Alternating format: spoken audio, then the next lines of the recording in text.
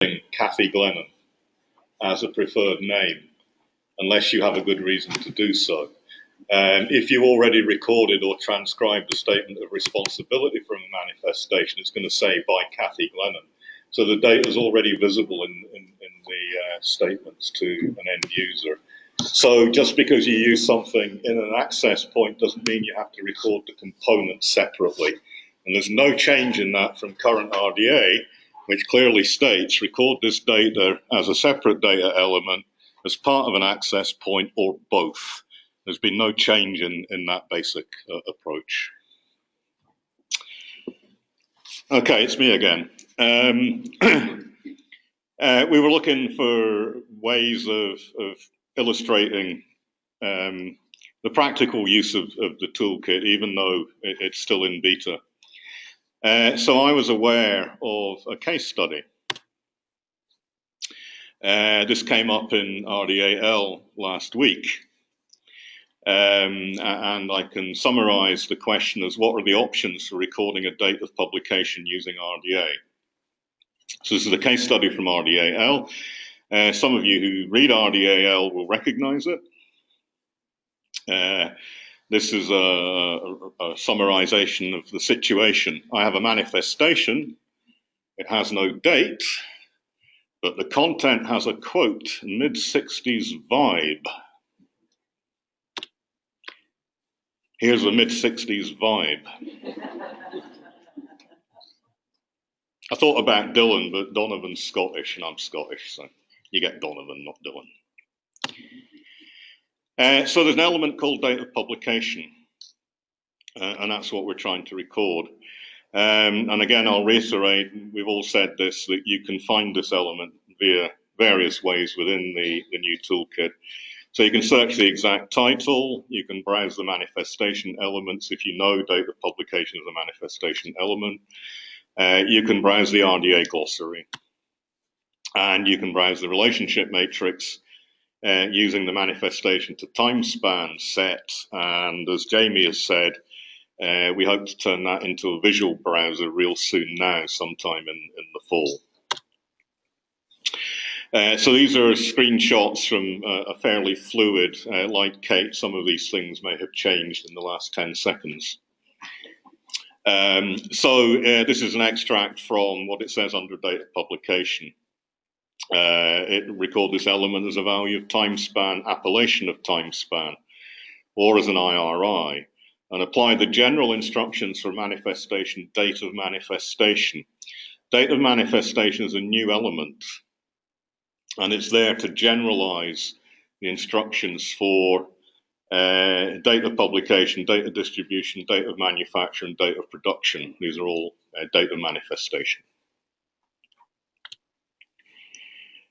The top instruction, record this element as a value of timespan appellation, is what you do when you record a related entity. In this instance, the related entity is a timespan, a date. And so you can record this. If you're not recording an IRI, you can record the date as an appellation as the value of date of publication. And as I said, date of manifestation is a generalized version of date of distribution, manufacture, production, publication. Alluding to what I said this morning, we've kind of done this because there's just a vague feeling that there might be other kinds of dates associated with museum or archival resources. So we're trying to kind of accommodate this stuff. If it turns out that there are no other dates of manifestation, it doesn't make any difference because it still generalizes the instructions. So if we then go to date of manifestation, we find the option for the situation that we have, which is the date of manifestation is not identified on the manifestation itself. And I've looked around and all I've got is this mid-60s vibe. So for a manifestation for which a date of manifestation cannot be identified, record an approximate date is the instruction. when we look at the unstructured because that's a pre-recording instruction. When we look at the actual instructions for recording an unstructured description, it says here, rather than timespan appellation, that you should record a name as a name of timespan.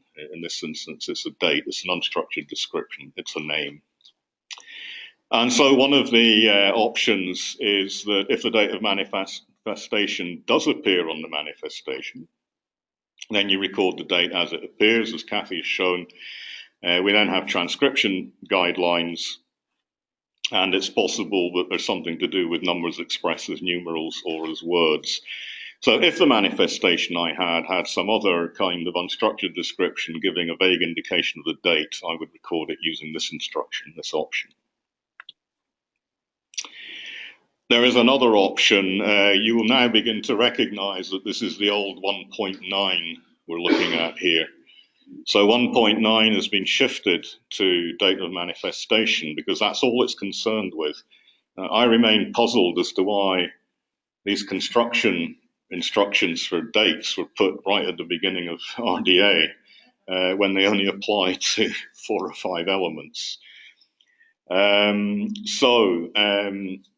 Here's the situation again. The manifestation does not carry a date, but there's a probable date. So I have this mid-60s vibe. And so this is just one of the methods. And this is a constructor of what's called a string encoding scheme. It may or may not be ISBD. I'd have to double check. So it says record between, and that should be in quotes. It's tagged, that comes out as italics. So record between, followed by the earliest probable year, followed by and then followed by the latest probable year, followed by a question mark in that order. And so, and again, I take this from some of the discussion on RDA-L about this use case. An example might be between 1962 and 1969, because we all know that the 60s didn't start in 1960 and they didn't end in 1970. At least for some of us, they didn't end at all. Still living in the 60s. Another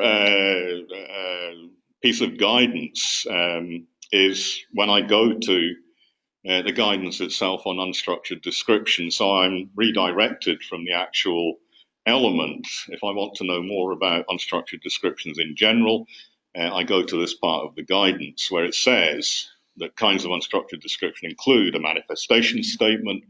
That would be something transcribed from the manifestation. An unstructured note, something I make up. A name or title in direct order, as Kathy's pointed out, as it appears in sources of information. Or an uncontrolled term for a concept. So the first result of looking at this is that, contrary to what is being said on the RDA-L thread, the phrase approximately 1965 is perfectly acceptable as an unstructured description of a date of publication. So you can use approximately 1965. There is a caveat to this, and this is the caveat to all unstructured descriptions. The data that you record can only be processed reliably to extract keywords. You cannot expect a system to do anything else with this data. It's unstructured. Even though it has structure, and you know it has structure, the machine does not know this, neither does the systems developer. So the data is only safe and assured as keywords. So even though you may have, as I said, a structured description that's identical to an unstructured description, if you record it as an unstructured description, then the best that a system will do is extract keywords from it. And this leads to a problem, and this is why there's a big caveat on unstructured descriptions. So if I say published approximately 1965, then I extract the keyword 1965. But if I have a content unstructured description, it's going to say published in 1,965 pieces. That also has the keyword 1965. So the question is 1965 really a date, or is it just the number 1965? So the reliability of unstructured descriptions to a certain extent depends on the context, and in RDA that depends on which element you record unstructured descriptions in. But it's still not safe to say I have recorded an unstructured description as in a date, because I can't think of an example right now, but I'm quite sure we could come up with an example where 1965 appears and it's not a date. Okay, so this is a warning. It's cheap to record unstructured descriptions, but then you get cheap applications out of it. You don't get something out that you don't put in. It's a general rule. Okay, John's in the room. John reported back in this thread that the DNB conference last week, somebody had pointed out that we don't have the EDTF option that Kathy mentioned. Well, we do now, because I put it in 2 days ago. And obviously, I have to consult with my colleagues about this, but I don't think I'm going to get any objection to this. It's clearly a missing piece. So you can indeed now use ISO 8601, which is where EDTF has now been absorbed, for representation of dates and time. ISO 8601 is basically a string encoding scheme. It tells you how to record universal date time formats so that the computer can output them in any form that you want. 4th of July, July 4, July 4th, whatever. It's all stored as the same data as a string encoded data. And for data provenance, you're redirected to the guidance on how to record a content standard that you've used for metadata. In this instance, the content standard is ISO 8601.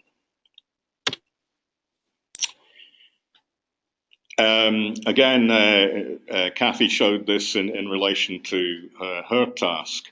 It's the same thing here. For an access point for a time span, which is a structured description, and you haven't decided to record it as ISO 8601, then you can use another vocabulary encoding scheme. You should not modify the values. And you should also record which vocabulary encoding scheme or authority file you have found this access point for time span, again as data provenance. And unbelievably, there is an authority control system for decades. And this is the official access point for the 1960s, 1960S. You can guess that the 1970s is 190S and the 2000s, etc., etc. And where is this magic authority file? It's Wikipedia. Wikipedia has a list of decades in it, and so why not use it? It's a perfectly good, valid source of information. So, in fact, if I have a mid-60s vibe, then I can say, well, man, it must have been the 60s. And you would be perfectly correct. So to summarize, and I haven't gone through all the other methods, when recording a date of publication, all of these are valid in RDA. An unstructured description that says approximately 1965, and the source of that information is just the cataloger. I can also say 1965 question mark, that's one of the other 1.9 instructions.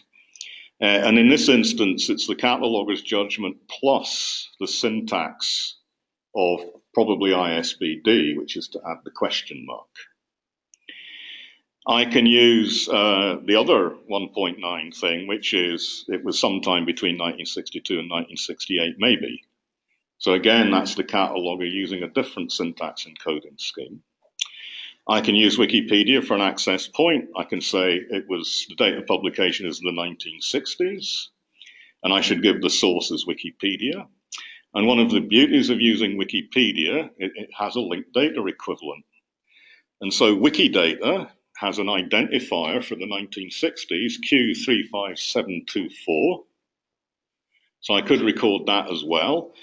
Obviously, I have to record the source of this data because Q35724 could be my social security number. And so we have to record where this string came from and what the context of it is. But the best way of recording the date of publication is to use an IRI because it's unambiguous and permanent. And the equivalent of Wikipedia for linked data is DBpedia, and this is the URI for the 1960s. So those are the 4 recording methods that are possible to tackle the use case of a mid-60s vibe. And that's it. So questions? We got time for questions? Yeah. A minute. No questions. Well, you got us back on schedule. Thank you, Gordon. All